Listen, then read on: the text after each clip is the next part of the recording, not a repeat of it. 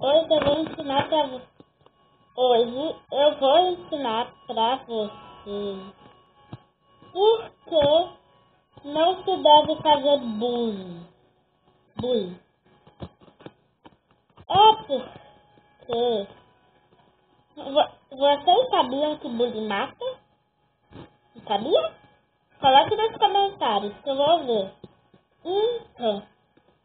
Então, o bullying mata porque se uma pessoa tiver tipo uma doença ou tiver nascido sem cor, tipo assim, aí você diz, você fantasma, você faz bullying com ela, você briga com ela, você faz tudo, ela resolve tomar sol e a Bina não pode pegar sol, não pode, sério. Nunca façam bullying, porque bullying mata. Às vezes ele pode achar que você tá certo e pode tentar fazer isso. Nunca faça isso com alguém. Até se for arriscado, tipo dar uma cambalhota. Eu não dou por causa que minha mãe disse que eu posso quebrar meu pescoço. Ou a cabeça até. Então, nunca façam bullying.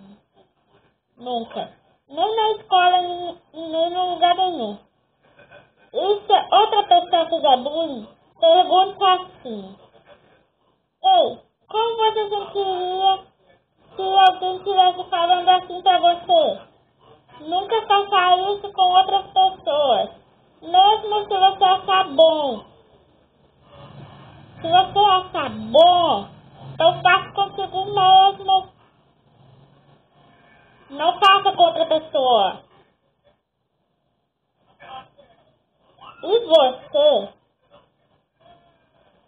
se fizer isso na escola, pede desculpa, né?